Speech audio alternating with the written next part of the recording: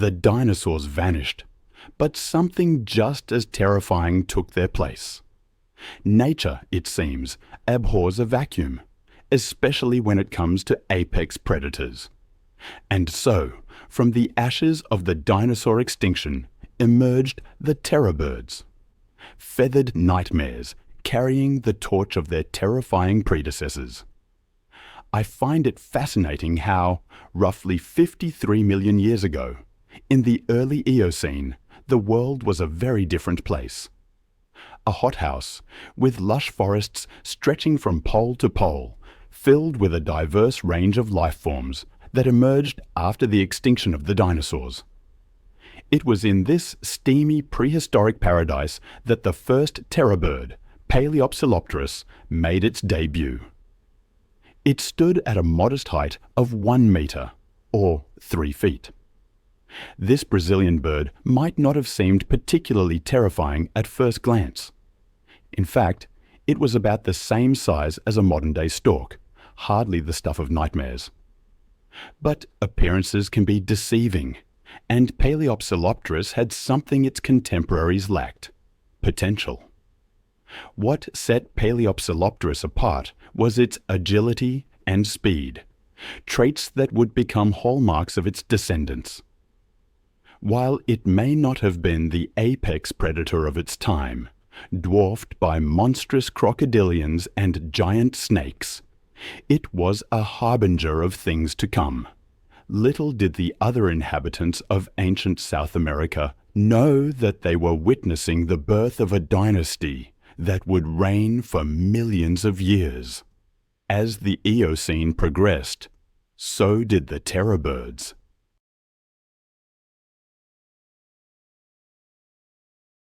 Nature, it seemed, had plans for this lineage of avian predators, and those plans involved getting bigger.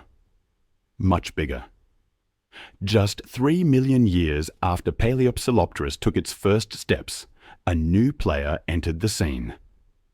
Eluthaornis, a terror bird that stood 50% taller than its ancestor, emerged as a formidable predator.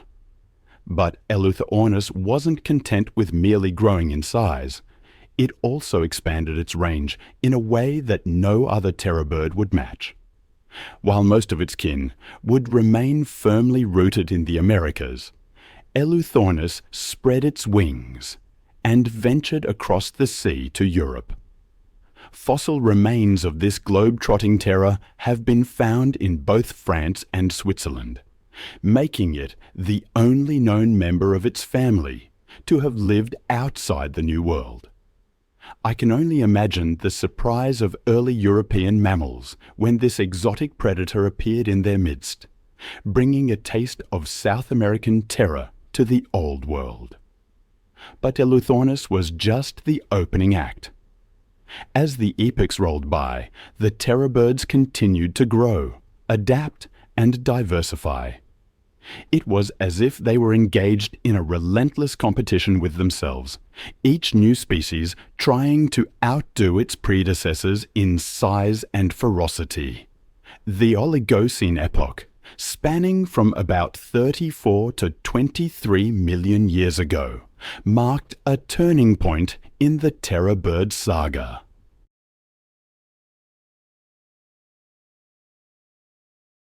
It was during this time that the family truly began to live up to its name, with the emergence of giants that would have given pause to even the bravest of prey, the Paraphysornis. This Brazilian bird was an absolute behemoth that stood 1.4 meters, or 4.5 feet tall, and tipped the scales at a whopping 180 kilograms, or 400 pounds. To put that into perspective, Paraphysornis outweighed the largest living bird today, the ostrich. This was no lightweight contender. Paraphysornis was built like a feathered tank, with robust bones that spoke of raw power. Paleontologists believe that Paraphysornis hunted using a combination of kicks, slashes, and powerful jabs with its sharp beak. It's a hunting style that might remind one of a prehistoric version of mixed martial arts, with Paraphysornis as the undefeated heavyweight champion of its time. But Paraphysornis wasn't just a mindless brute. Like many of its terror bird kin, it likely possessed a level of intelligence that set it apart from other contemporary predators. Studies of terror bird brain cases suggest that they had well-developed visual and auditory centers, indicating keen senses that would have made them formidable hunters. As impressive as Paraphysornis was, it was merely setting the stage for what was to come. As we step into the Miocene and Pliocene epochs, spanning from about 23 to 2.5 million years ago, we encounter the true giants of the terror bird family.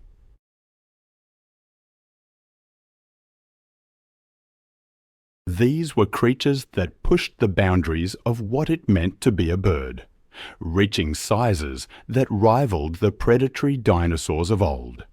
Three names stand out in this pantheon of avian terrors: Titanis, Kelenken, and Brontornis.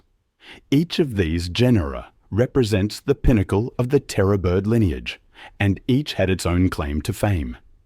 Titanis, the youngest and smallest of the trio, was also the most adventurous. While most terror birds were content to dominate South America, Titanis had grander ambitions. It crossed the newly formed land bridge connecting North and South America during the Great American Interchange, becoming the only large South American predator to successfully establish itself in North America. Unlike most of its relatives, this bird lived in what is now the United States, including the states of Texas, Florida, and California. Standing 2 meters, or 6.6 feet tall, Titanis would have been an imposing sight for the mammals of North America. Imagine the shock of a Pleistocene horse or ground sloth, accustomed to watching out for saber-toothed cats and dire wolves, suddenly confronted by this alien predator, half bird, half nightmare. But as impressive as Titanis was, it was dwarfed by its cousins back in South America. Kelenken, named after a mythological Tehuelche spirit, stood a towering 3 meters, or 9.8 feet tall, and weighed around 250 kilograms, or 550 pounds.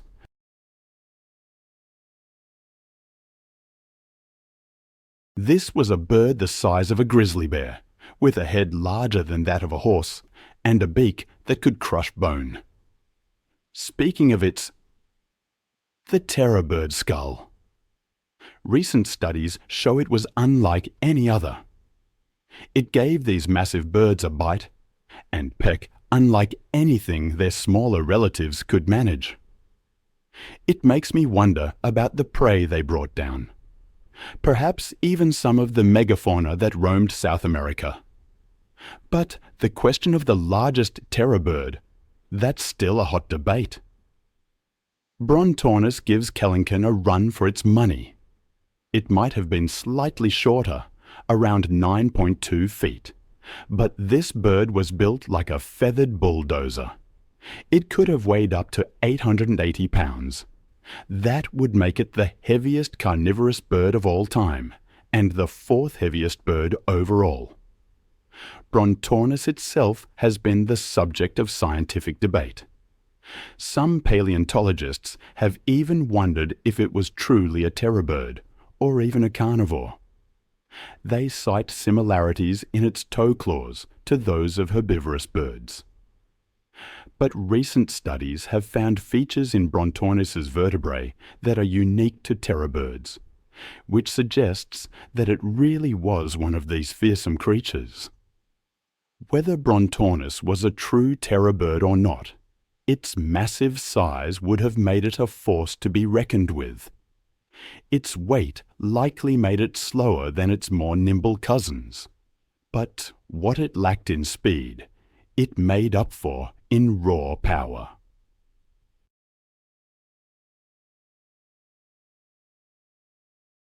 I imagine Brontornis as the tank of the terror bird world, steamrolling over any prey that was unlucky enough to cross its path. While the giant terror birds like Kelenken and Brontornis might have relied on their size and power, many of their relatives took a different approach. Speed was just as important as size in the terror bird playbook. Studies of terror bird leg bones have revealed a structure remarkably similar to that of modern-day ostriches. Short thigh bones paired with elongated lower leg and foot bones. It's a clear indicator of high-speed running ability. Paleontologists estimate that many terror birds, including some of the larger species like Titanis, could have reached speeds exceeding 30 km/h. That makes them faster than Usain Bolt, while standing twice as tall and weighing several times as much. But speed wasn't just about chasing down prey. For many terror birds, especially the smaller and medium-sized species, it was also a crucial defensive adaptation. In a world filled with other large predators, including giant carnivorous mammals and enormous crocodilians, the ability to make a quick getaway could mean the difference between life and death. This combination of speed and size made terror birds versatile predators capable of adapting to a variety of hunting strategies.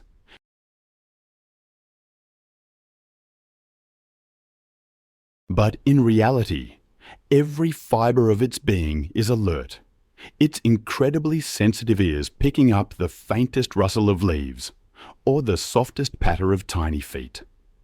In an instant, it can pinpoint the location of its unsuspecting prey and launch into action.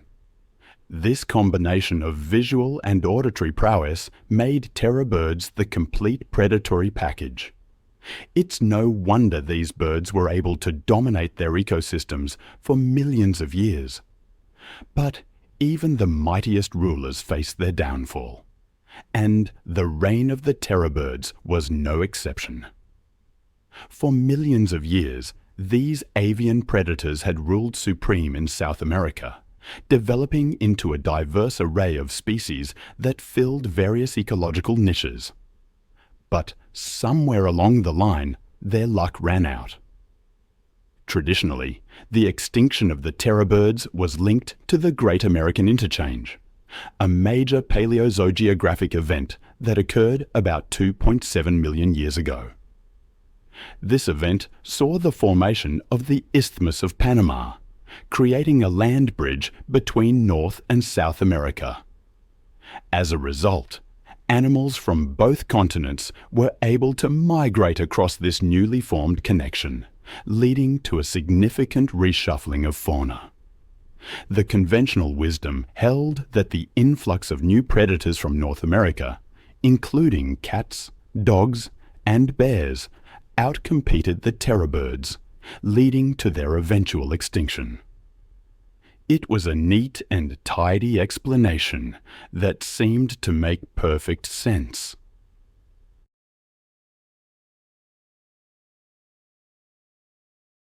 However, as is often the case in science, the truth has turned out to be more complex and nuanced.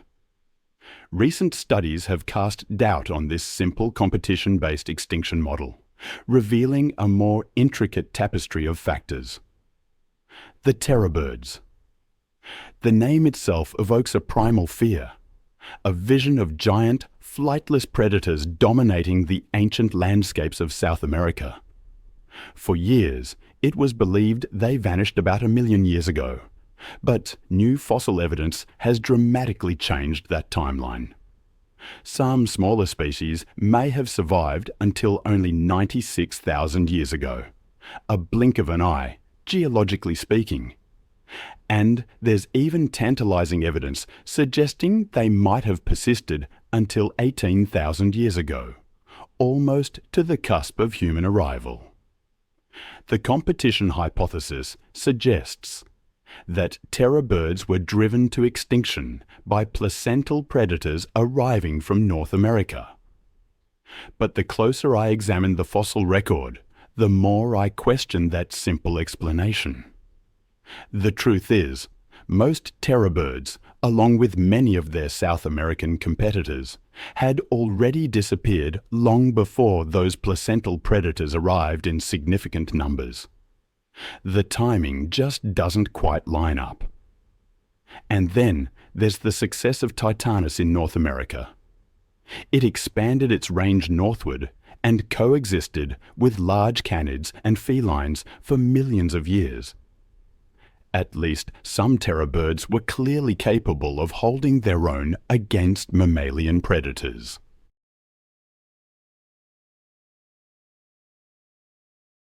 After all, other megafauna that coexisted with early humans, like woolly mammoths and giant ground sloths, left lasting impressions on human culture and mythology. This near miss between humans and terror birds reminds me of the incredible diversity of life that has existed on our planet. If they had managed to hang on for just a few thousand years longer, our understanding of the natural world might be very different today. It's a sobering thought. Speaking of dominant animals, let's turn our attention to big cats. The lion may be the king of the jungle today, but the tiger stands out as the largest, most powerful, and perhaps most skilled of them all. But even among tigers, there was one species that stood above the rest, the Nandong tiger. It not only dwarfed the modern tiger in size, but also ranks among the largest cats to ever exist.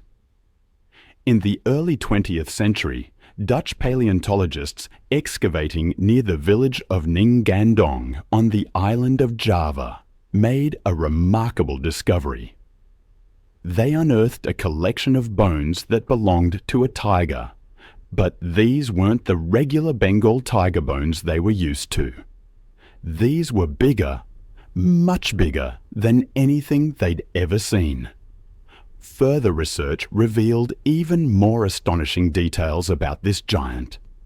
For thousands of years during the Pleistocene epoch, the Gandong tiger roamed the Sundaland region of Southeast Asia, striving to establish itself as the dominant apex predator.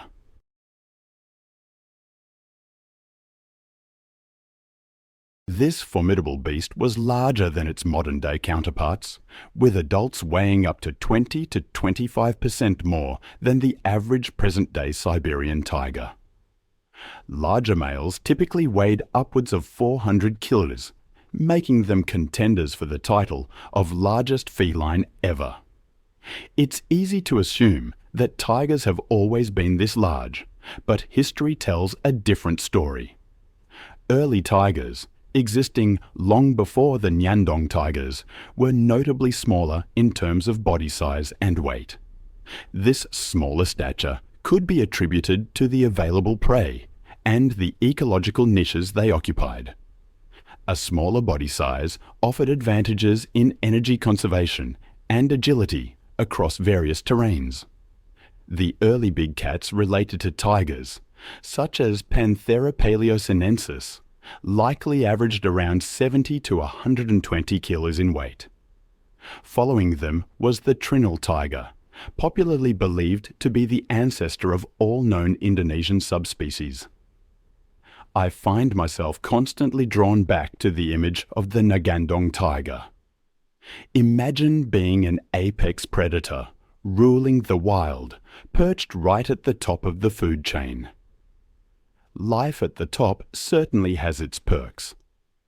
But even the most fearsome hunters aren't always the biggest beasts around, because when it comes to the predator game, size isn't everything. This tiger, which existed from the early to the middle Pleistocene, was a formidable creature. Remains have been discovered in Java, Indonesia. It's fascinating to trace its evolution.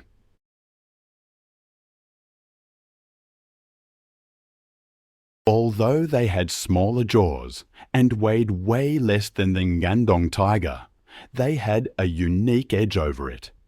and that is because they hunt in packs of more than 4 individuals.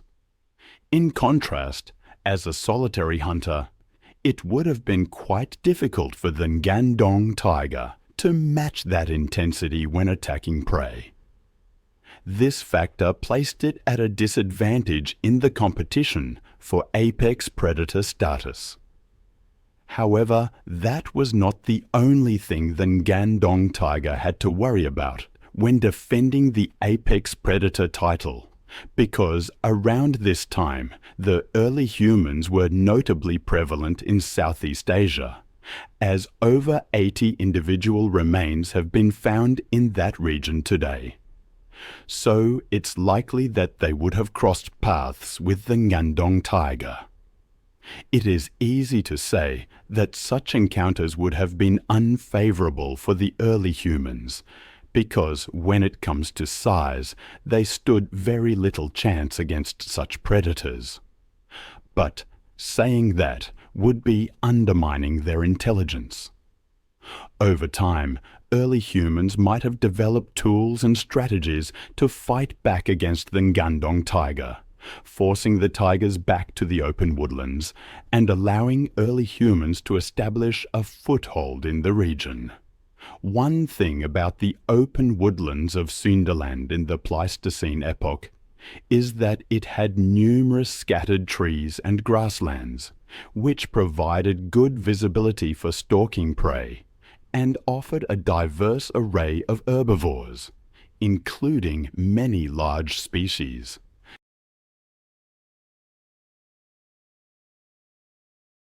Since it hunted alone, its smart hunting skills and ability to target weaker prey, and even sometimes scavenge, shows us how adaptable and tough the beast was.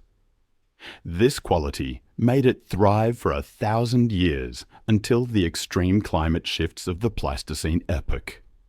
These included periods of intense cold, with vast ice sheets locking up water leading to lower sea levels, followed by warmer periods with melting glaciers and rising sea levels.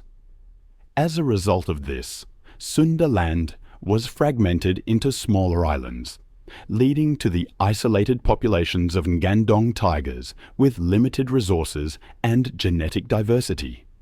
From these isolated populations emerged smaller subspecies of tigers, such as the Sumatran tiger, Bali tiger, and Javan tiger. While climate change undoubtedly played a role, scientists proposed that the presence of early humans in Southeast Asia might have been among the reasons why the tigers went extinct. They likely caused increased competition for resources or potential conflicts that impacted the Ngandong tiger population. Other factors may have also contributed to their demise. But with limited fossil records, we are left with many unanswered questions. Imagine a cat the size of a bear leaping over a one-story building. That's what I think of when I picture the Smilodon, the saber-toothed cat extraordinaire. It wasn't just any big cat. It was the undisputed monarch of the Ice Age, designed specifically for tackling the giants of its time.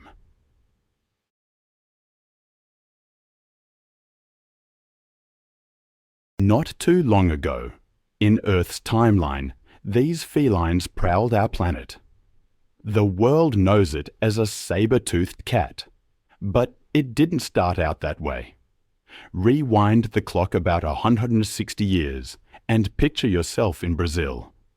It's here that our tale begins, with a discovery that would perplex the scientific community. When the first Smilodon remains were unearthed, paleontologists didn't immediately recognize them as belonging to a cat. In fact, their initial guess was way off the mark. Based on some isolated cheek teeth that bore an uncanny resemblance to those of modern hyenas, they dubbed this new find Hyena neoga. However, within a couple of years, the tides of discovery brought forth a tsunami of new fossils. Suddenly, scientists weren't just looking at a few teeth, but a veritable jigsaw puzzle of prehistoric proportions. Foot bones, skull fragments, and those iconic canines, which, by the way, seemed almost comically oversized for any mouth, painted a very different picture. As the pieces fell into place, it became clear that this was no hyena. Instead, they were dealing with a completely new genus of felid, one that was not only massive in size, but also built like a prehistoric tank. This feline was far more robust than any modern cat, a true heavyweight champion of the Ice Age.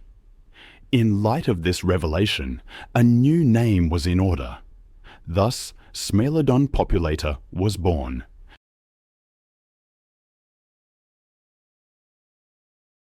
Now, if you found yourself face to face with any of these species, you probably wouldn't be too concerned with which one was about to turn you into lunch. But they did have their differences. First up, we have S. gracilis, the elder statesman of the group.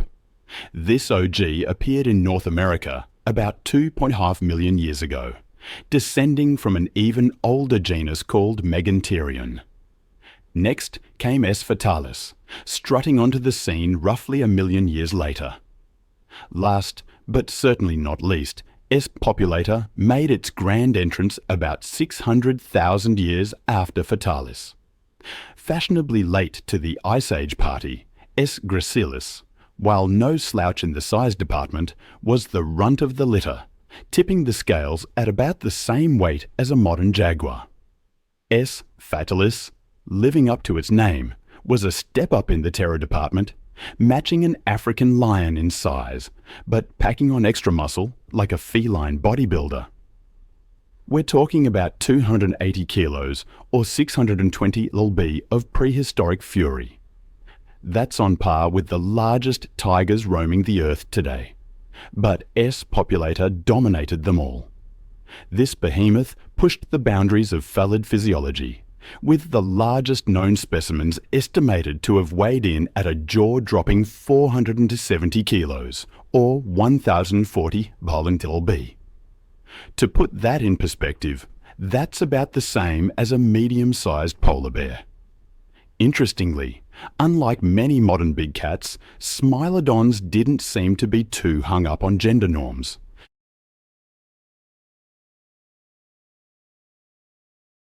Studies suggest that there wasn't a significant size difference between males and females, a trait scientists call low sexual dimorphism.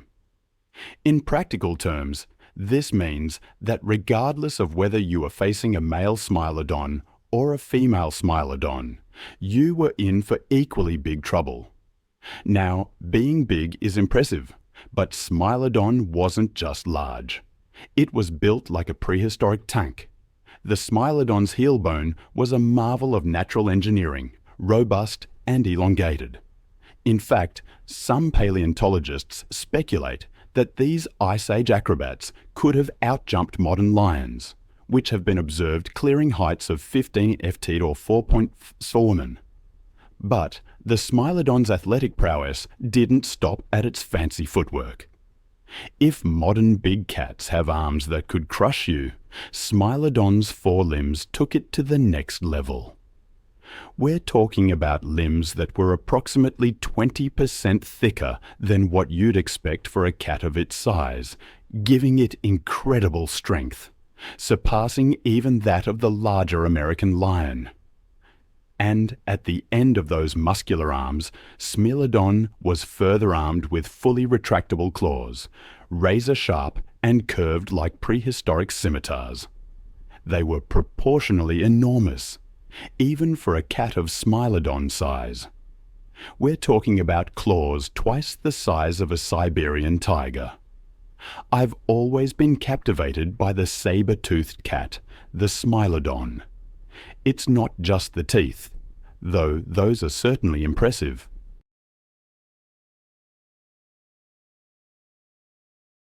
When I first saw an image of its skull, Those impossibly long canines just captured my imagination.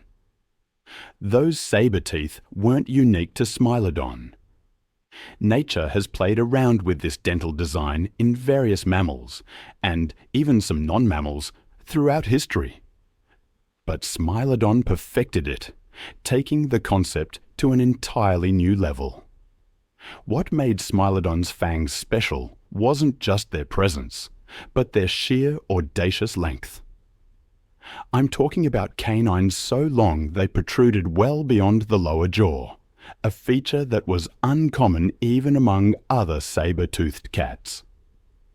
To put it in perspective, Smilodon's canines could grow up to 8 inches, or 20 centimeters long, longer than many modern kitchen knives. They were precision instruments of prehistoric destruction.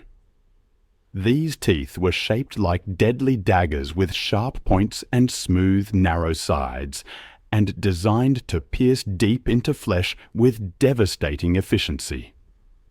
Now, you'd expect a predator with teeth like that to have a powerful bite to match.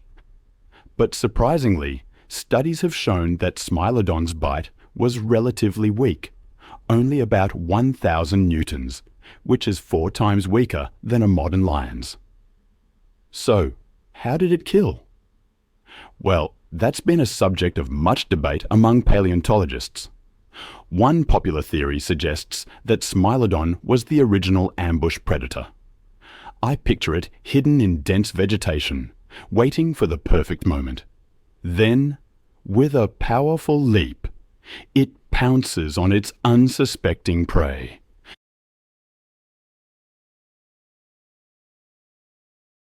Using those muscular forelimbs and grappling hook claws, claws longer than those of a Kodiak brown bear, it pins down its victim. With precision, it sinks its saber teeth into the prey's soft underbelly, causing massive internal damage and blood loss. But not everyone buys this gut-stabbing hypothesis. Many researchers favor a different but equally grim scenario. They propose that Smilodon used its powerful build to quickly overpower its prey, then delivered a precise, lethal bite to the throat. This would have caused severe blood loss and suffocation, a quick, if not particularly pleasant, end for its unfortunate victims. Adding fuel to this theory is the discovery that Smilodon could open its jaw to an incredible 120 degrees. That's almost twice as wide as a human can manage. With a gape like that, pretty much every neck in the Ice Age would have been fair game. But Smilodon wasn't just brawn and teeth. Brain scans of Smilodon skulls suggest that these prehistoric predators had excellent coordination, sharp hearing, and top-notch vision. Their eye socket shape hints at binocular vision, giving them the depth perception needed to judge distances accurately, which was crucial for a predator that relied on ambush tactics. And, if all that wasn't enough, they were fast too. Many Smilodon fossils show trauma to their sternums, the kind of injury you'd expect from high-speed collisions.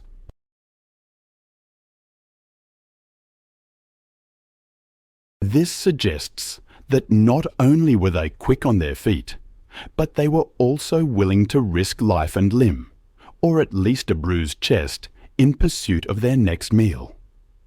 Smilodon's unique traits, along with its powerful weaponry, made it a versatile hunter capable of taking down a wide variety of megafaunal prey. The specific animals it targeted varied based on the region it called home. In North America, their prey included oversized versions of animals we recognize today: giant bison, camels, and, if the opportunity arose, even mastodons and Columbian mammoths. Yes, these cats were taking down creatures that dwarfed modern elephants. In South America, Smilodon's targets were equally impressive and diverse, including creatures like Toxodon, Litopterna, various species of Glyptodon, along with more familiar animals such as horses and camelids. Some evidence even suggests that Smilodon occasionally went after caimans, cementing its status as a top predator. We know what Smilodon ate thanks to skeletal evidence, such as tooth marks on bones, or Smilodon remains found alongside those of their prey, providing vital clues about its diet. One big question that's still hotly debated in paleontology circles is whether Smilodon was a lone hunter or a team player. This isn't just academic curiosity. Knowing whether Smilodon hunted in packs could tell us a lot about its social structure and what kind of prey it typically targeted.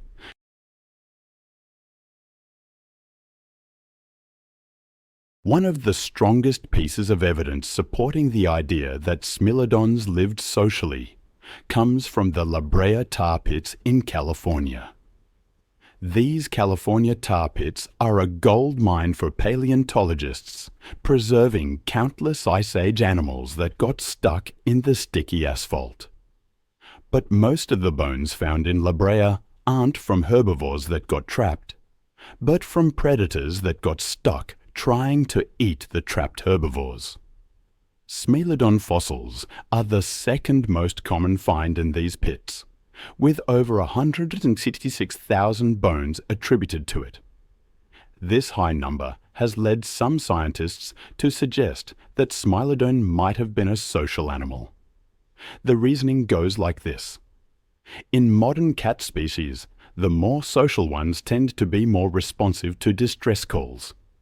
So, if one Smilodon got stuck, it might have called for help, attracting other members of its group, who then also got stuck. It's a grim thought, but it could explain why we find so many Smilodon remains in one place. Another fascinating clue pointing to Smilodon's possible social behavior is surprisingly touching, though in a prehistoric, slightly grim sense. Some Smilodon fossils show signs of severe injuries or disabilities that would have made hunting nearly impossible. Yet, these individuals survived well into adulthood. This has led some paleontologists to propose what they call pseudo-healthcare among Smilodons. The idea is that these injured I've often wondered about the social lives of extinct creatures.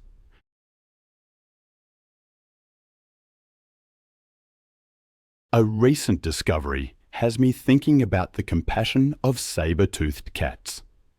It seems injured Smilons were cared for by their fellow cats, much like modern lions or wolves support their own. There's even a Smilon fossil showing signs of hip dysplasia from a young age, yet it survived to adulthood. It's difficult to imagine how such an animal could have hunted alone.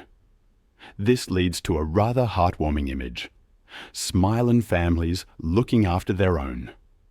Of course, not everyone agrees with this theory.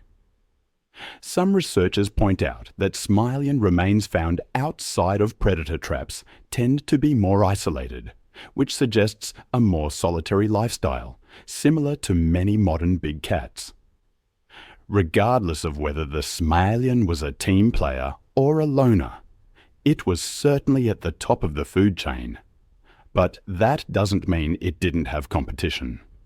The Ice Age was a time of giants, and the Smilon wasn't the only predator with an appetite for mammoth-sized meals. Two of its biggest rivals were the American lion and the dire wolf. Now, if you're picturing the dire wolves from Game of Thrones, keep in mind that while real dire wolves were impressive, they weren't quite as monstrous as their fictional counterparts. But they were formidable predators nonetheless. Isotope analysis shows that they had a diet very similar to Smilons. So, these predators were often competing for the same prey. How did the Smilon meet up against its competitors?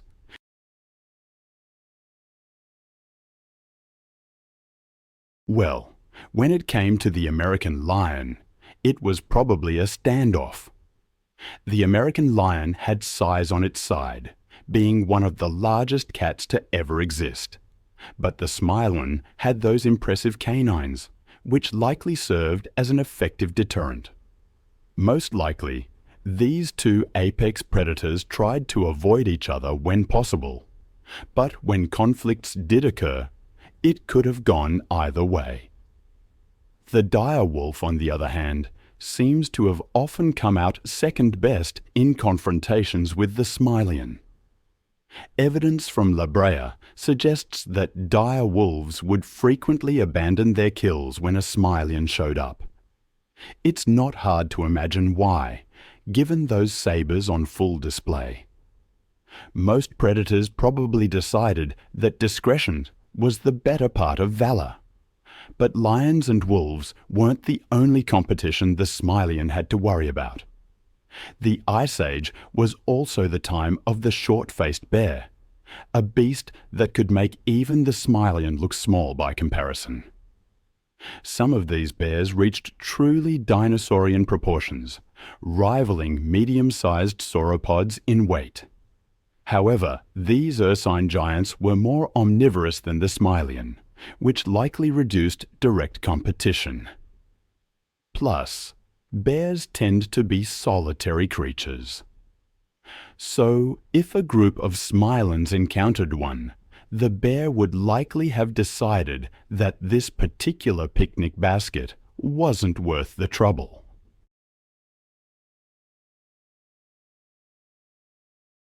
We've talked a lot about the Smilon's impressive hunting adaptations, but there's one question we haven't addressed yet.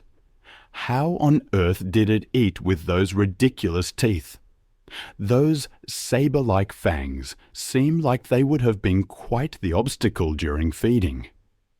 Well, the Smilon had a solution for that too. Unlike most predators that can chomp down from the front, the Smilon was equipped with specialized slicing teeth called carnassials.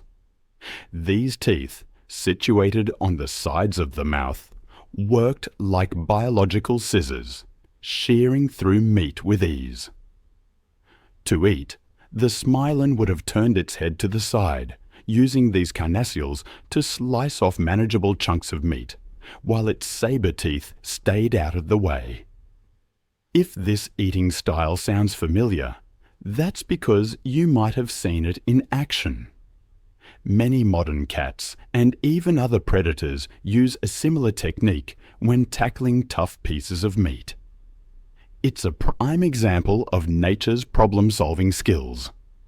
When life gives you saber teeth, you adapt your eating style accordingly.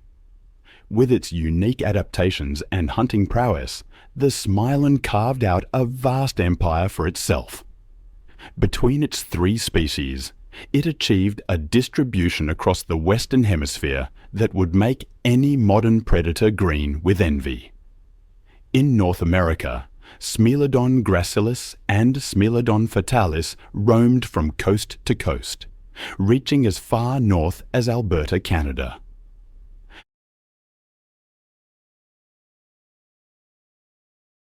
Meanwhile, in South America, Smilodon fatalis and Smilodon populator established a domain stretching all the way down to Patagonia.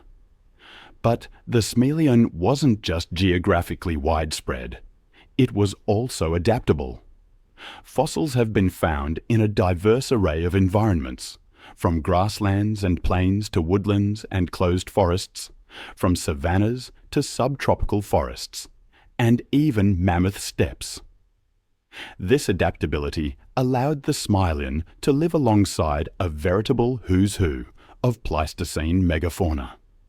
We're talking about a world where you might encounter short-faced bears, proboscideans, ground sloths the size of cars, armored glyptodonts, the rhino-like toxodons, camels, deer, horses, bison, and even terrorbirds. It was like a real-life version of the ice levels in every video game, but with 100% more lethal prehistoric cats.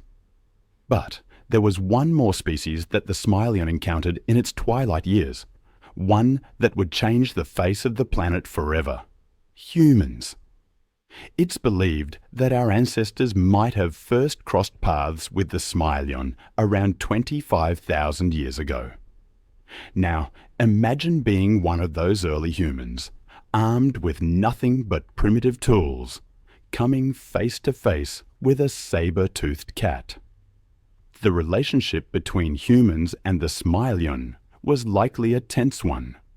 After all, we were competing for many of the same food sources. And unfortunately for our ancestors, by the time humans arrived on the scene, only the larger S. populator and S. fatalis remained.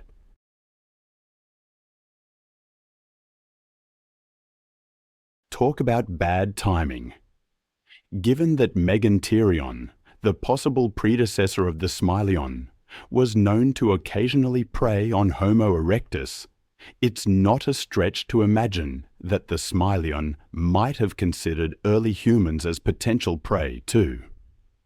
But don't feel too bad for our ancestors. Humans are nothing if...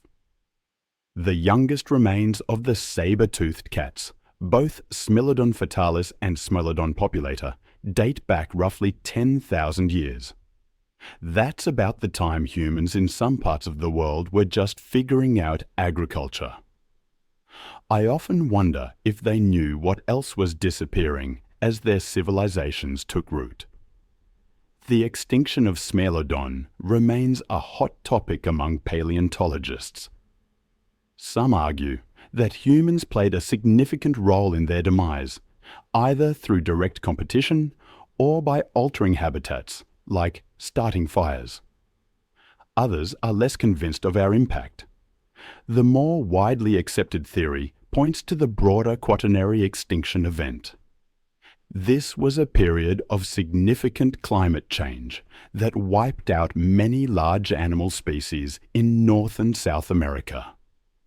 As the megafauna that Smilodon relied on for food began to die out, the saber-toothed predator found itself in an increasingly precarious position. It's a cruel twist, really.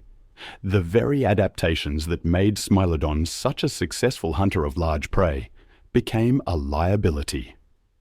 Specialized to take down giants, Smilodon struggled to adapt to a world where those giants were disappearing.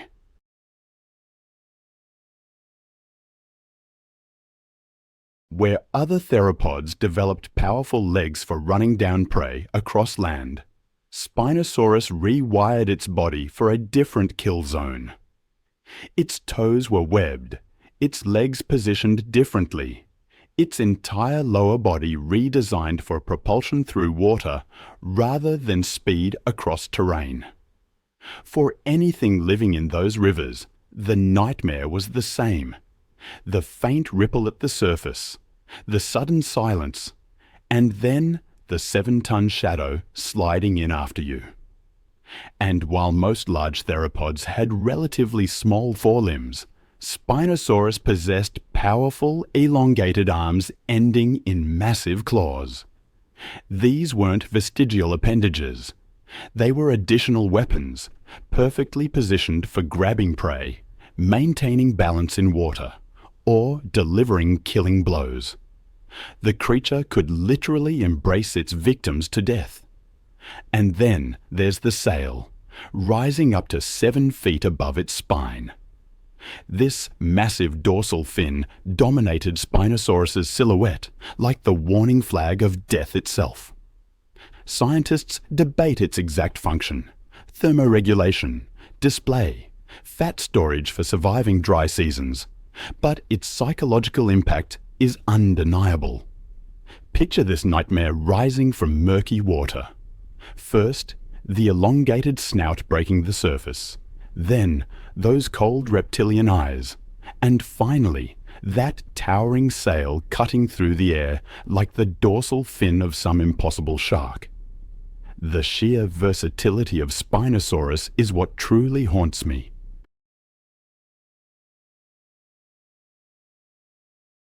Unlike purely aquatic predators that relied on ambush, or terrestrial ones limited to shoreline attacks, this nightmare could adapt its hunting strategy in real time. If it missed its target underwater, it would simply rise to the surface and snatch prey from above. If prey took refuge in shallow water, its webbed feet provided stability for wading attacks that no other large theropod could attempt. And when you consider Spinosaurus's intelligence, the hunting scenarios become even more terrifying. Crocodiles are clever hunters, but they operate on instinct. Spinosaurus possessed the problem-solving capabilities of a large theropod, the same cognitive tools that made others such effective pack hunters. This intelligence was applied to an environment where most prey had never faced anything remotely similar. Even more disturbing was how Spinosaurus turned the very act of drinking water into a death trap. Every animal needed to approach the rivers to survive. For millions of years, this had been a calculated risk.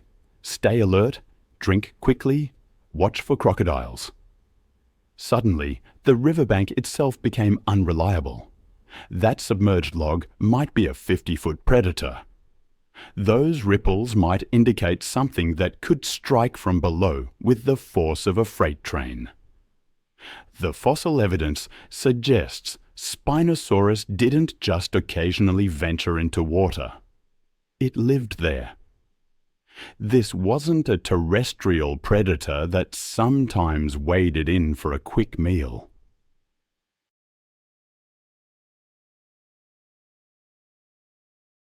This was a creature so perfectly adapted to aquatic life that it spent most of its time submerged, transforming ancient waterways into hunting territories more dangerous than any terrestrial predator could create. It eliminated the distinction between land and water safety, merging them into a single inescapable killing field. And we can't talk about the perfect killing machine without mentioning its teeth. Conical, dagger-like, and built to clamp down on prey that thought the water would save them. Each one was angled backward like barbed hooks, creating a living fish trap built on a terrifying principle: easy entry, impossible exit. But the teeth were just the beginning of Spinosaurus's sensory arsenal. Recent studies suggest this predator possessed prey-sensitive organs along its snout, much like modern crocodiles, but far more specialized. In murky river water, where visibility dropped to mere inches, Spinosaurus could detect the faint pres waves of swimming fish from remarkable distances.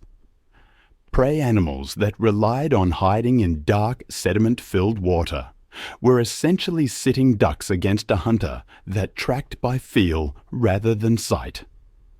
Every movement in the water, a fish changing direction, a turtle surfacing for air, even the subtle current disturbance created by gills extracting oxygen, registered on Spinosaurus's pres sensors like sonar pings on a submarine's display.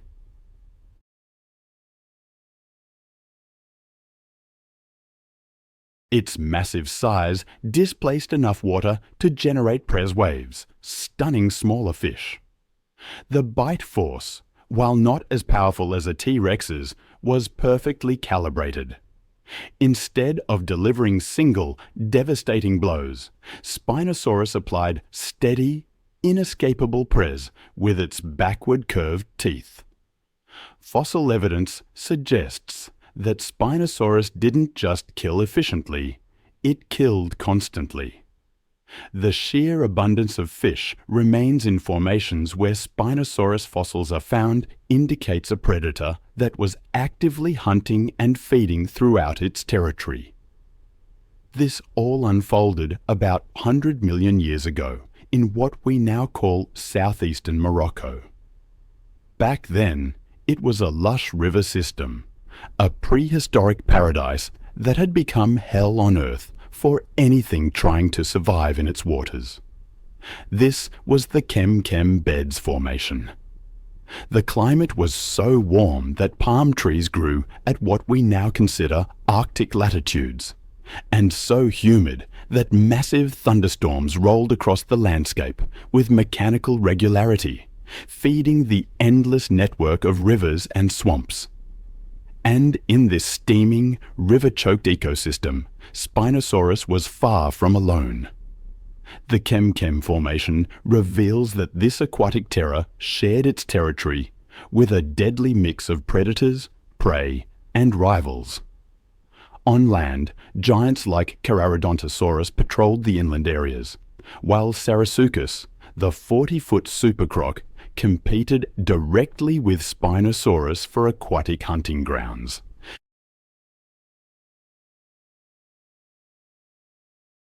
Mid-sized hunters such as Rugops cleaned up Spinosaurus leftovers, while swift predators like Deltadroius and Bahariosaurus used speed and specialized tactics.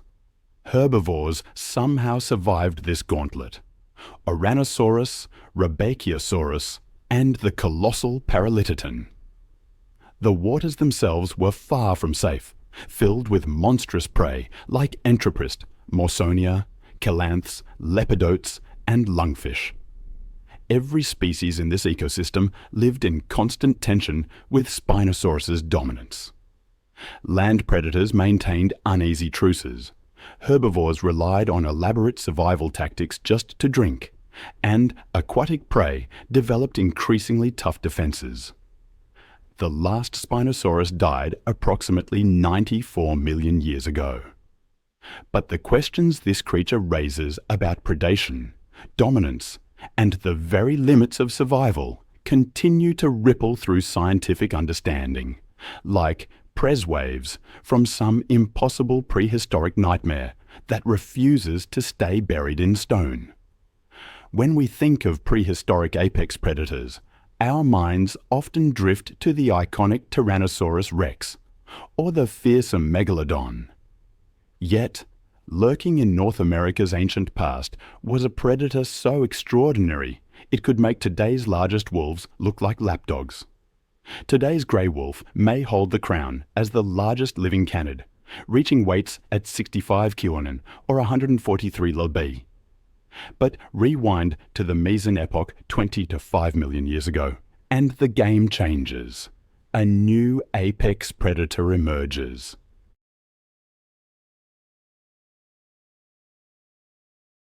Meet Epicon, a colossal predator so fearsome it could rival a lioness in size, and had jaws powerful enough to outmatch a grizzly bear. In simpler terms, this was a dog that could eat a lion. Its name says it all, Epicon, meaning more than a dog. Because calling it just a dog doesn't do it justice. The story of Epicon's discovery represents one of paleontology's most intriguing progressions from misidentification to revelation. Over 160 years ago, in the fossil-rich sediments of Nebraska, scientists unearthed the first fragments of what would later be recognized as the largest canid species ever to walk the earth. The initial discovery consisted of a fragmented lower jaw. While obviously from a large carnivore provided only hints of the creature's true nature, the jaw's wolf-like characteristics led early paleontologists to classify it as a subgenus of Canis, the genus that includes modern wolves, coyotes, and jackals. This classification seemed logical at the time, given the limited fossil evidence. However, as more complete specimens emerged from North American fossil beds throughout the following decades, a much more complex picture began to emerge. The discovery of complete skulls proved particularly revolutionary. These specimens revealed that while certain features resembled those of wolves, others were startlingly different. The skull. It was unlike anything I'd ever seen.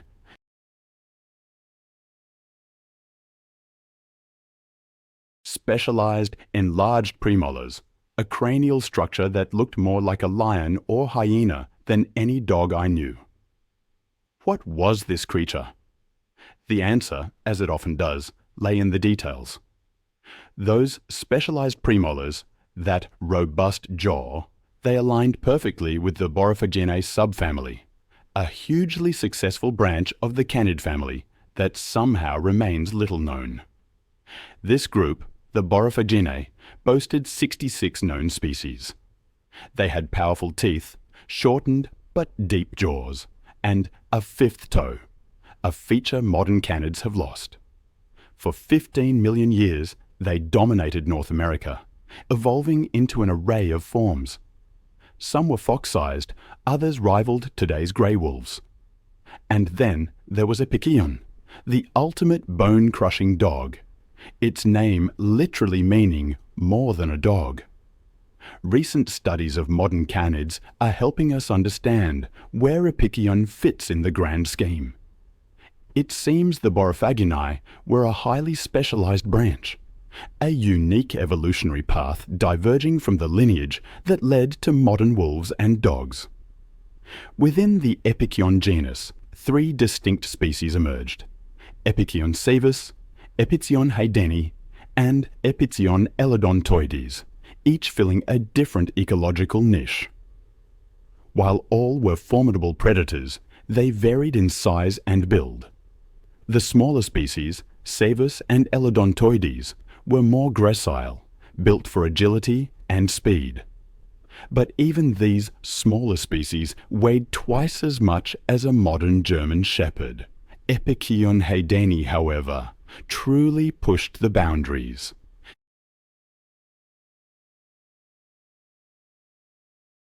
Adults reached lengths of 2.4 meters, nearly 8 feet, rivaling a grizzly bear. They stood 90 centimeters tall at the shoulder, like a wild deer. These giants averaged between 125 and 170 kilograms, heavier than modern leopards and comparable to large jaguars.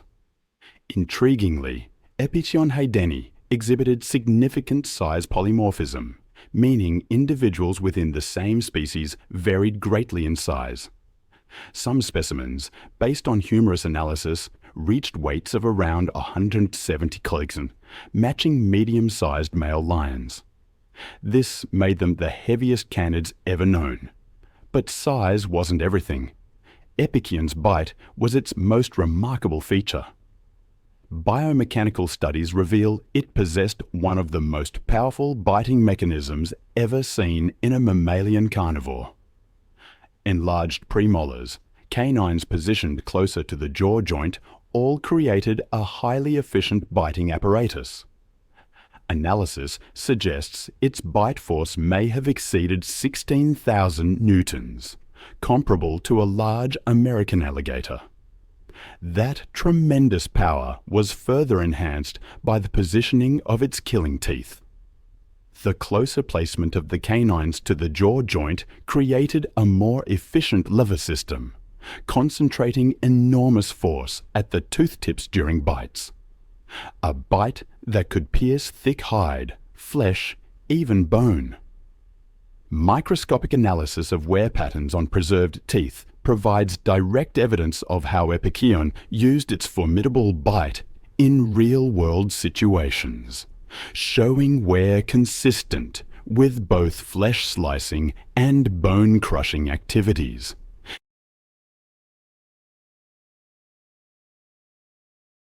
While this sturdiness might have limited their agility and endurance compared to modern wolves, it would have been advantageous in close-quarters combat with large prey. Studies of their limb proportions suggest they were built for powerful, explosive movements rather than long-distance pursuit. This indicates they probably relied on ambush tactics or short, high-speed chases, not the endurance hunting employed by modern wolves. In that case, pack hunting would have been especially helpful, allowing groups to surround and overwhelm prey that might have otherwise escaped a lone hunter. But one of Epicurne's most remarkable adaptations was its ability to process and digest bone, a trait that really sets it apart from most other large carnivores. Its specialized premolars and thickened molars, short, pyramid-like shapes with wide bases, closely resembled those of modern hyenas. It's a fascinating example of unrelated species developing similar adaptations to exploit the same ecological niche. Fossilized feces associated with Epicurne reveal high concentrations of processed bone material, confirming this bone-crushing behavior. This adaptation would have provided several advantages, of course. It allowed them to extract maximum nutrition from their kills by accessing bone marrow, one of the most nutrient-rich tissues available to carnivores.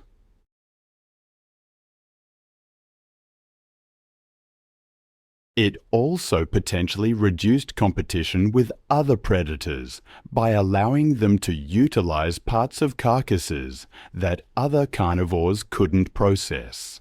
This ability to process bone would have been particularly valuable during periods of scarcity. The Miocene epoch was characterized by significant climate fluctuations, with periods of both warming and cooling, and shifts between wet and dry conditions. During times when prey was scarce, the ability to fully utilize every part of a carcass, including the bones, would have provided a crucial survival advantage. The success of Epicurne is evident in its widespread distribution across North America during the Miocene. Fossil remains have been discovered in more than 10 different US states and parts of southern Canada, indicating a remarkable ability to adapt to various environments. Paleoenvironmental studies have shown that these ancient predators thrived in a diverse array of habitats, from woodlands and savannas to grasslands and wetlands. I find the discoveries of Epicurne remains in cave systems and edge environments particularly interesting, areas where different habitat types intersect. These findings suggest that Epicurne was not only adaptable, but potentially strategic in its habitat selection, preferring areas that provided both hunting opportunities and shelter. Their ability to process a variety of foods likely contributed to this ecological flexibility.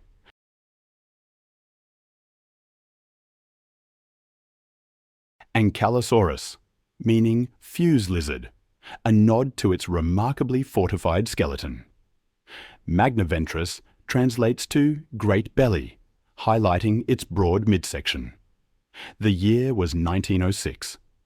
Barnum Brown, a renowned paleontologist from the American Museum of Natural History, led an expedition through Montana's Hell Creek Formation. It was there, among layers of Cretaceous sediment, that Brown unearthed an assortment of fossils that initially perplexed him. Not the slender bones of theropods, nor the broad frills of ceratopsians, but fragments of bony plates, uniquely shaped teeth, and vertebrae hinting at a heavily armored animal. Brown initially speculated that these bones might belong to a previously unknown type of armored dinosaur. Over time, further excavations in Canada and the western United States revealed more specimens. Each find shed light on the creature's physical characteristics. Piecing together its skeletal framework was like assembling a prehistoric jigsaw puzzle, each discovery adding a layer of complexity to its story. What made Ankylosaurus magnaventris stand out wasn't just its robust anatomy, but also its ecological implications. Fossils were found in association with plant remains, indicating the lush environments it inhabited. Decades of advances in paleontological techniques, including CT scanning and isotope analysis, have allowed scientists to reconstruct its appearance and understand its lifestyle in remarkable detail.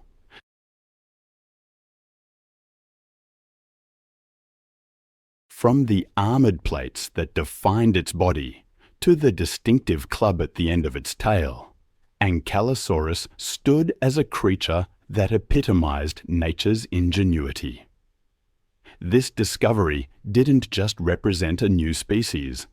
It became the cornerstone of an entirely new group of dinosaurs, the Ankylosauria. These animals, belonging to the larger clade Ornithischia, were characterized by their extensive armor plating and herbivorous lifestyle. Within this group, Ankylosaurus belonged to a more specialized family, the Ankylosauridae, distinguished by their massive triangular skulls, stocky builds, and elaborate defensive features. Among all its relatives, Ankylosaurus held a special distinction. It was the largest of its kind ever discovered. Adults reached lengths of 5.4 to 10 meters, or 17 to 33 feet, and stood about 1.7 meters at the hip. These titans weighed between 5 and 8 tons, surpassing even the famously robust Triceratops in mass, and rivaling the earlier aquatic predator Spinosaurus. How could such a relatively low-slung animal pack such impressive weight into its frame? The answer lies in its extraordinary construction. Imagine a biological tank, meticulously designed for strength and survival. The Ankylosaurus's skeleton was built unlike any other dinosaur, with dense, compressed bones forming a sturdy foundation for one of nature's most sophisticated armor systems.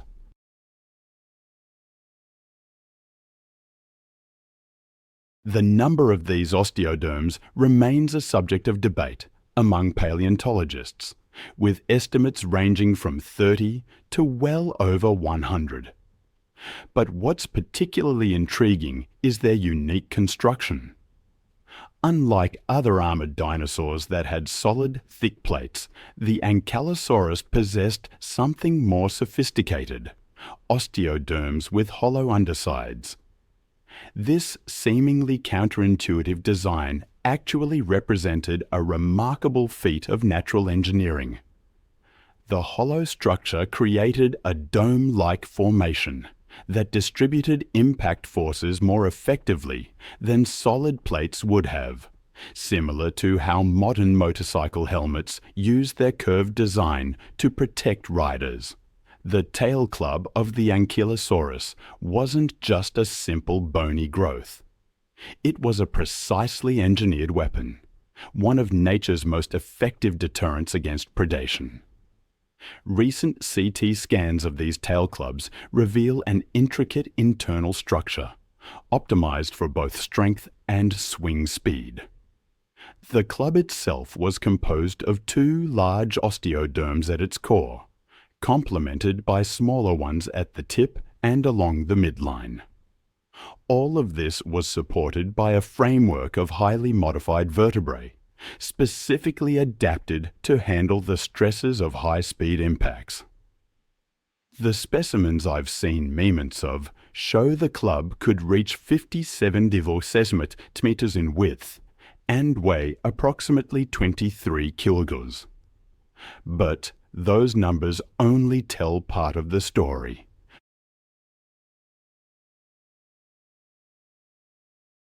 Advanced computer modeling has shown that large individuals could generate impact forces exceeding 20,000 newtons and swing impulses of up to 4,800 newtons per second.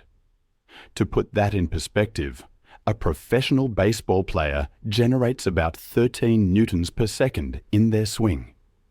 The Ankylosaurus's tail strike was 370 times more powerful.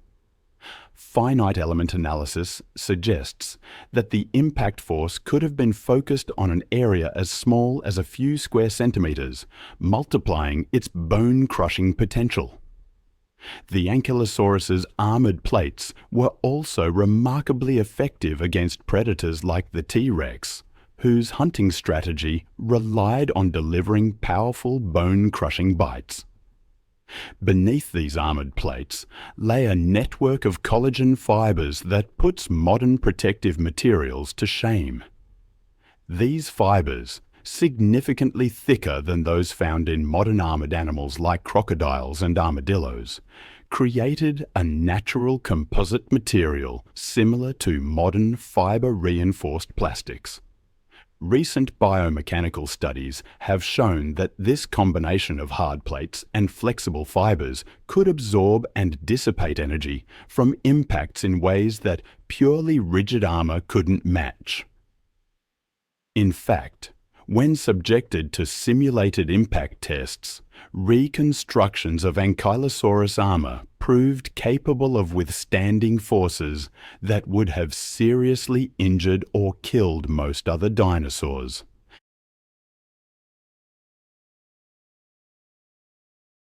While much of the Ankylosaurus's life remains a mystery, fossil evidence offers glimpses into its daily routines and survival strategies.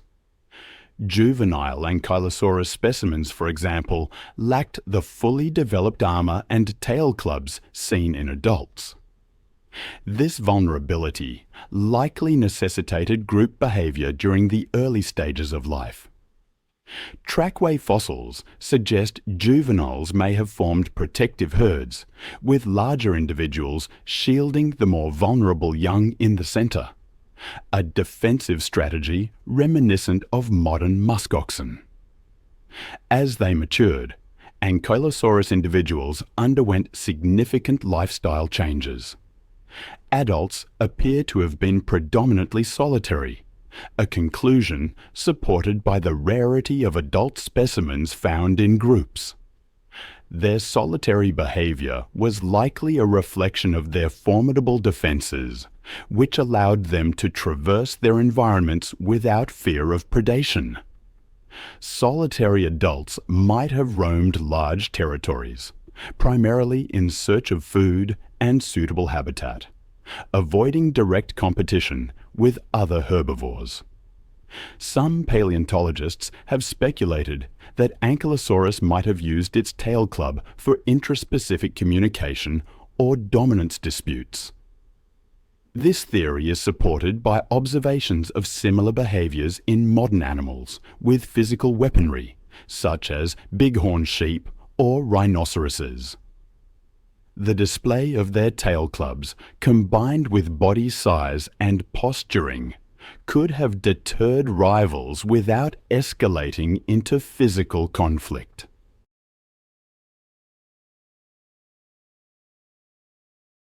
Initially, these teeth were mistaken for those of a pliosaur, a type of marine reptile, leading to some confusion among paleontologists.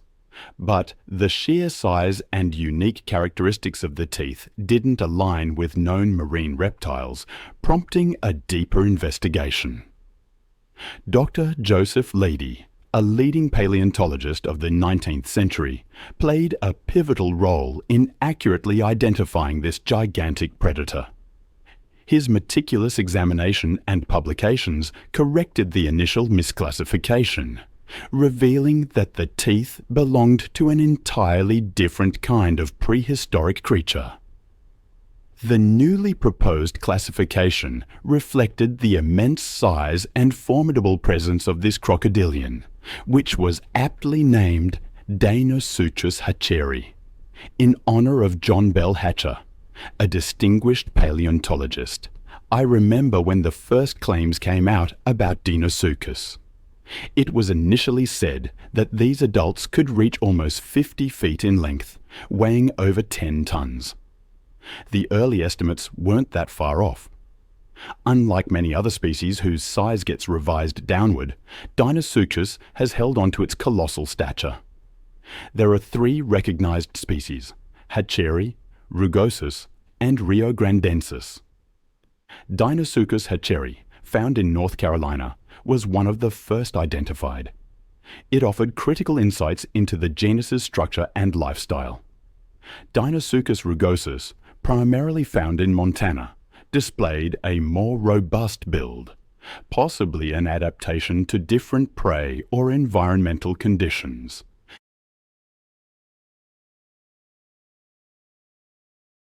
And Deinosuchus riograndensis, uncovered in Texas, presented a lineage that grew even larger. Paleontologists estimate that the average adult Deinosuchus would have mead between 26 and 33 feet in length, weighing between 2½ and 5 tons. That's more than twice the size of a male hippo. Some individuals grew even larger. The reality of Deinosuchus's size remains impressive, solidifying its reputation as one of the largest crocodilians to ever live. Among the known specimens, riograndensis stands out for its size. Detailed studies of remains found in Texas suggest that the largest individuals could reach lengths of up to 12 meters and weigh around 8.5 tons. This makes them not only the largest crocodilians ever to have lived, but also heavier than most dinosaurs, except for Tyrannosaurus rex. Paleontologist Thomas Lehman examined the Deinosuchus fossils from Texas. His research revealed that the largest specimens exhibited growth rings in their osteoderms, similar to tree rings. This offered valuable information about their age and growth rates. Some of the largest riograndensis individuals showed evidence of rapid growth spurts during their juvenile years, followed by more gradual growth into adulthood.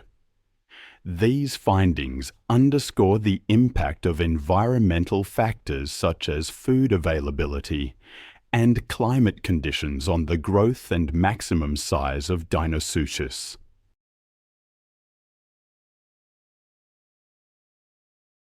Deinosuchus, with its brain case and overall appearance, bore a striking resemblance to modern alligators, including a body and snout that superficially mimicked these contemporary relatives.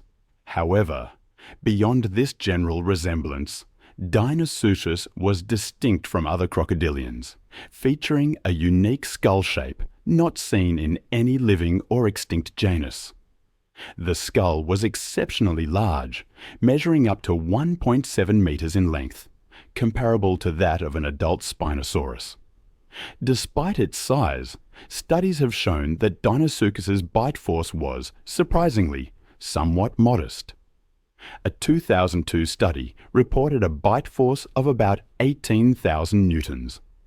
That's sufficient to crush bones, but relatively weak considering its size, especially when compared to the smaller saltwater crocodile, which exerts a bite force of 16,500 newtons.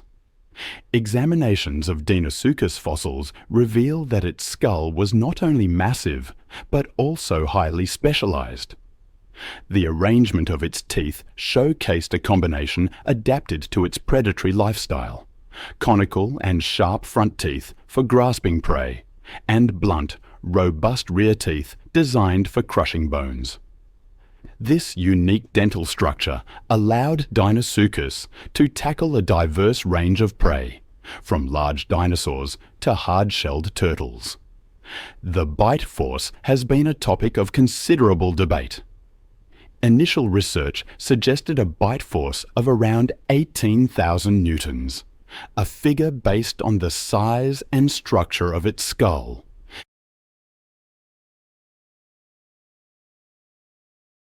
Fossilized tail vertebrae from duck-billed dinosaurs found in Texas bear bite marks consistent with Deinosuchus. It gives you a clear indication of its feeding habits, doesn't it? It's fascinating to consider the dangers posed by this creature. Deinosuchus, with its impressive size and strength, was a potential threat to other dinosaurs in the region, including Ankylosaurus and hadrosaurs. Even large theropods like Paleopsilopterus weren't immune. Certain bite marks on their bones have been attributed to Deinosuchus. This apex predator likely influenced the size and distribution of other theropods in its eastern habitat, as no other theropod in the area reached its size, further supporting its role as a top predator. Coprolite analysis has revealed direct evidence of the Deinosuchus diet. These fossilized feces contain fragments of dinosaur bones, fish scales, and turtle shells, providing a snapshot of its varied diet.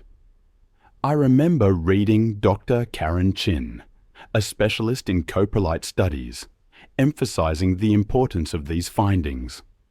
The diverse prey items found in Deinosuchus coprolites highlight its opportunistic feeding behavior, suggesting that this ancient predator consumed a wide range of animals, from large herbivorous dinosaurs to smaller aquatic creatures.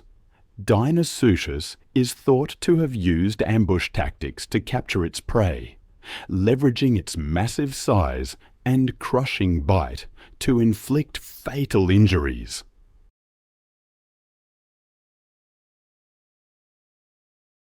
During its prime, the American continent was divided by the Western Interior Seaway, a shallow sea, and Deinosuchus thrived on both sides of this seaway. It inhabited diverse environments, including estuaries, freshwater lakes, rivers, and possibly even deeper marine waters, although some believe that the marine remains could have been displaced post-mortem. The adaptability of Deinosuchus is showcased by its preference for estuaries, coastal bodies of brackish water with river or stream inlets. However, it also thrived in freshwater lakes and rivers, and was potentially present in marine environments. Its strong limbs and tail allowed it to navigate both aquatic and terrestrial settings, tolerating varying salinity levels, which further demonstrates its ecological flexibility. If Deinosuchus indeed ventured into deeper waters, it might have encountered other giant predators like Tylosaurus, one of the largest mosasaurs. This interaction could suggest a complex predator-prey dynamic within its ecosystem, influencing the behavior and distribution of various species. Deinosuchus lived alongside a vast array of dinosaurs and other prehistoric creatures. It coexisted with herbivorous dinosaurs like Anodontosaurus, Gryposaurus, Cosmoceratops, Utaceratops, and many others. Bite marks on the bones of hadrosaurs and other dinosaurs provide clear evidence of its predatory behavior.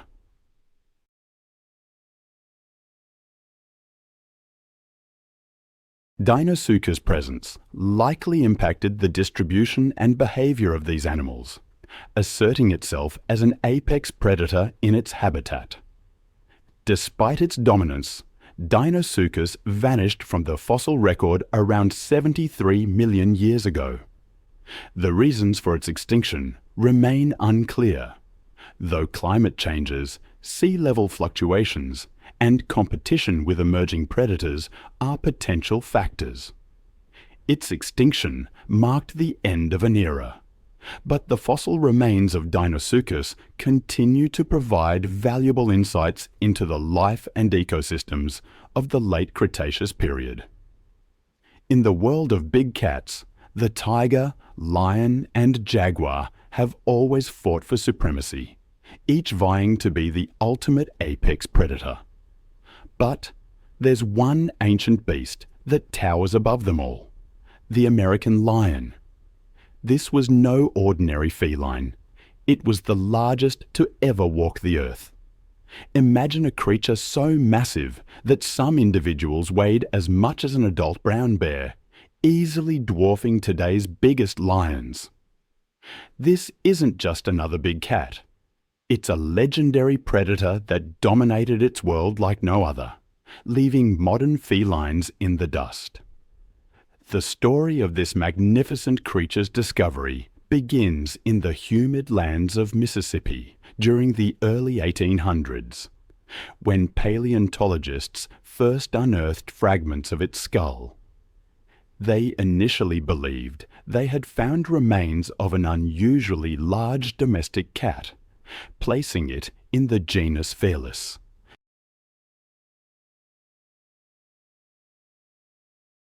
This classification, however, would prove to be just the first chapter in a much longer story of scientific discovery and reclassification. As more specimens emerged from the Earth, scientists quickly realized they were dealing with something far more impressive. The sheer size and distinctive features. The American lion. The name evokes a certain image, doesn't it? A massive predator roaming the plains, a true king of its domain. But what if I told you that the American lion wasn't quite what we initially thought? That its story, much like the dire wolves, has been reshaped by modern science. I have always been fascinated by how our understanding of prehistoric life can shift with new discoveries. And the tale of Panthera atrox, the cruel panther, is a perfect example. Initially, those early fossils led researchers to classify the species under the genus Panthera, and it was considered a subspecies of the modern lion, earning it the name American lion. But detailed anatomical studies revealed key differences: a more robust build, proportionally longer limbs, and, notably, the absence of a prominent mane in males. DNA analysis then showed that it evolved from an isolated population of cave lions trapped south of the North American ice sheets around 340,000 years ago. While modern lions are their closest living relatives, our last common ancestor lived between 500,000 and almost 2 million years ago. It's amazing how quickly such changes can occur.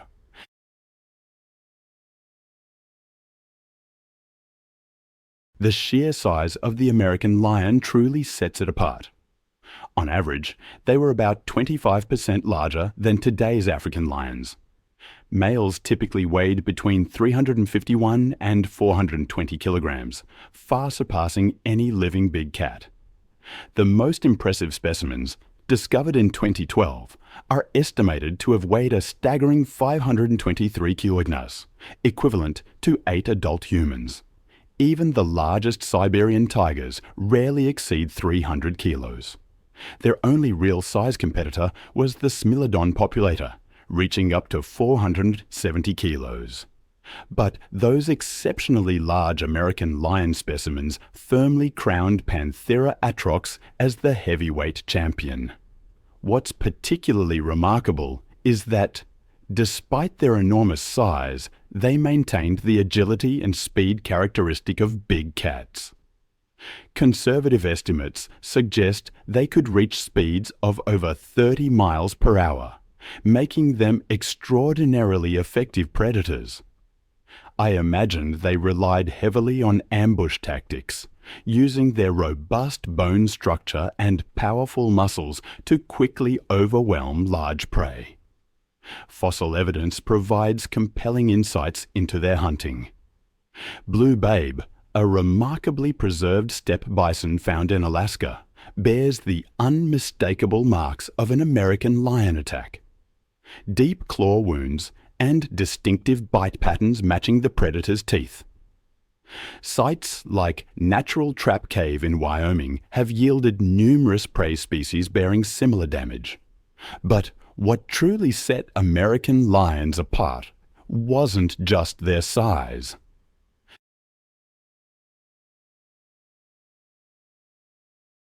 It was their exceptional adaptability and territorial dominance. Unlike modern African lions, which controlled territories of 100 to 200 square kilometers, American lions commanded vastly larger ranges, some extending up to 500 square kilometers per pride.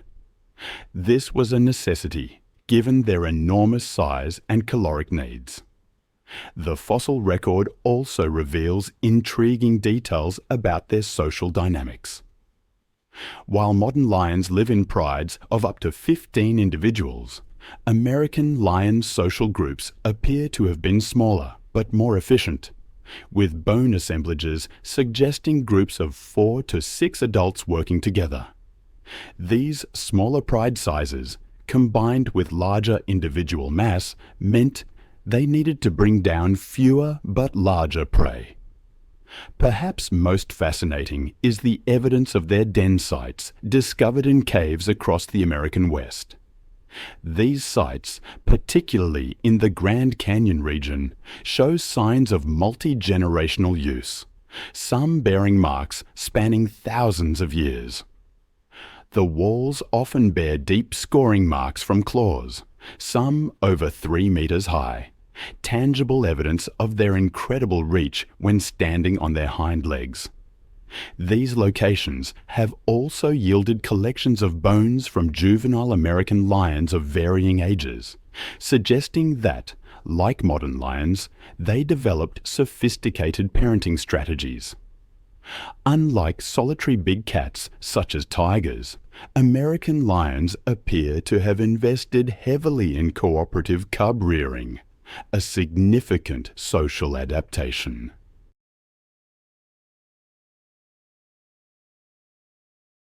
I'm still haunted by the image of a grey wolf, its femur cleanly severed by a single bite. The fossil evidence, unearthed from the La Brea tar pits, tells a gruesome story. The wolf survived, the bone showing signs of healing, but it's a stark testament to the power of the American lion. A power delivered by canine teeth that could reach 4 inches in length. That bite force, nearly 1/800 pounds per square inch, almost 3 times stronger than a modern lion and 6 times more powerful than a Smilodon. The American lion's thick, powerfully built skull was a biological weapon. It was an adaptation that would have been crucial for maintaining their population in the challenging Pleistocene environment. But it wasn't just brute strength. The American lion also seemed remarkably intelligent. They had a notably large brain case. When I consider this, alongside the problem-solving abilities we see in modern panther species, it suggests a highly intelligent predator. This intelligence is evident in their interactions with natural hazards. Despite being one of the most common large carnivores of their time, their fossils are surprisingly underrepresented in tar pit deposits, especially compared to dire wolves and Smilodons. It suggests they were better at recognizing and avoiding these natural traps, demonstrating a level of environmental awareness that set them apart.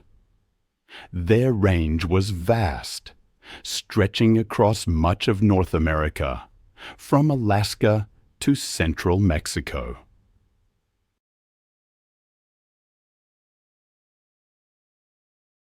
They adapted to grasslands and semi-forested regions, sharing their territory with mammoths, mastodons, giant ground sloths, and, of course, early humans.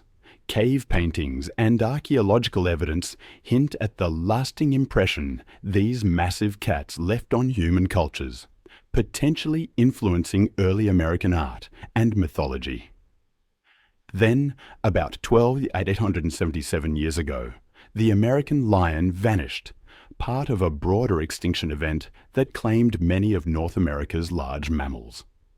It coincided with significant climate changes at the end of the last ice age and the expansion of human populations. The exact cause is still debated, but it was likely a combination of these factors: changing environments, reducing prey, and increasing human press. It may have simply pushed these magnificent predators past their breaking point. Now, imagine another prehistoric ruler, but this one of the sky.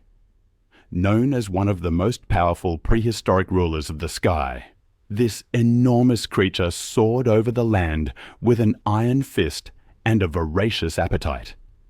Its massive wings casting a huge shadow over anything below, causing a chaotic frenzy for its potential prey, desperate to find a place to hide.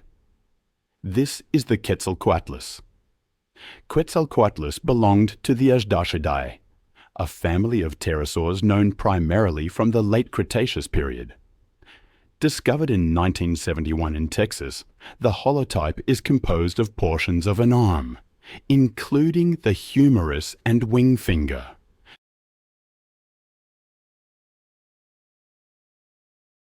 The paleontologist who discovered it purely by chance soon realized that it was a monstrous beast.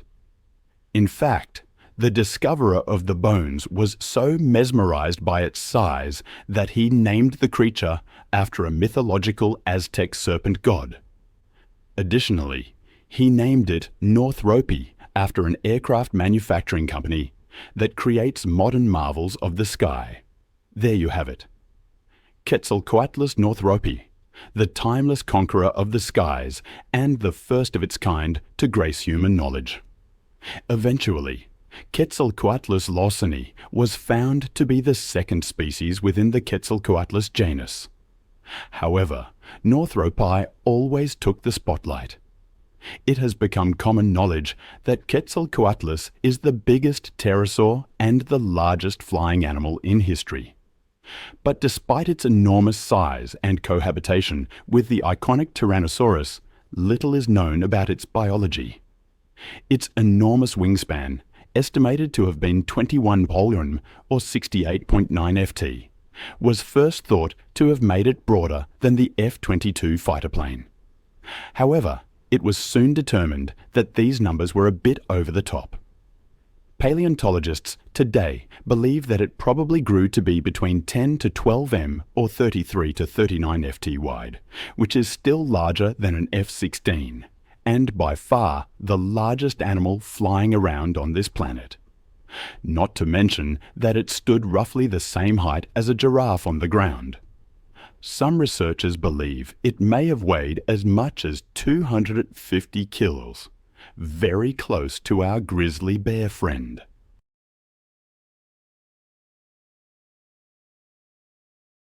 Even though Quetzalcoatlus lawsoni was much smaller, it nonetheless had a wide wingspan, possibly 4.5 to 6 mm.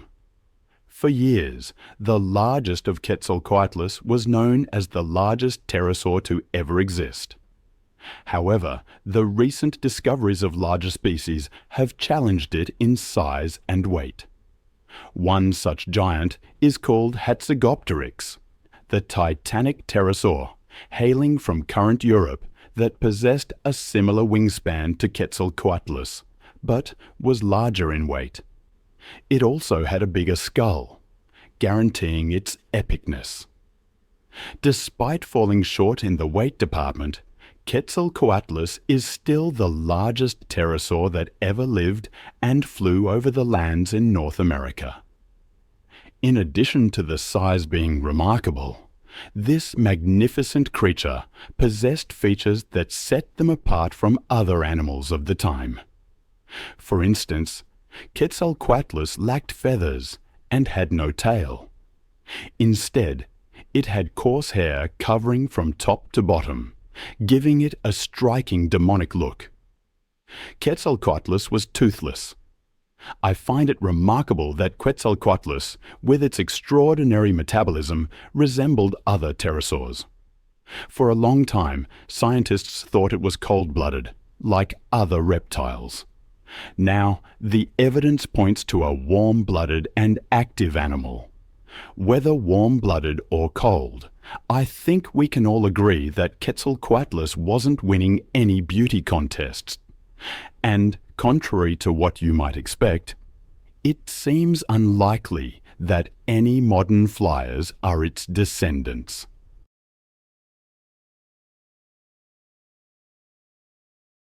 It's widely accepted that this flying giant was a carnivore.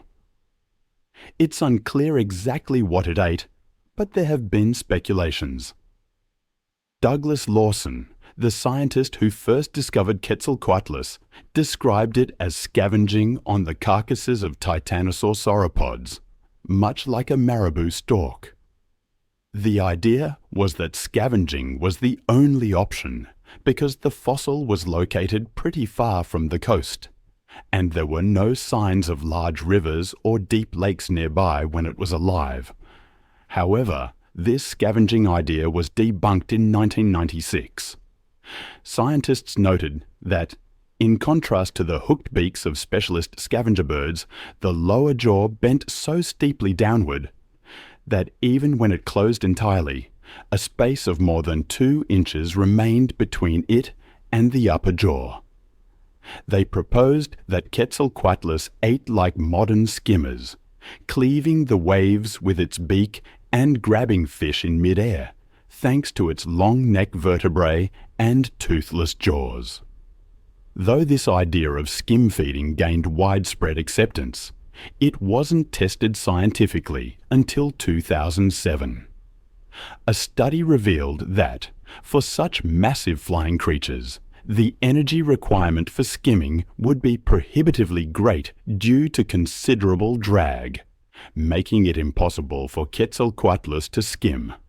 A year later, another study about the dietary habits of Azhdarchids suggested that the remaining bones of the reptile family are not close enough to large bodies of water to be utilized for skimming.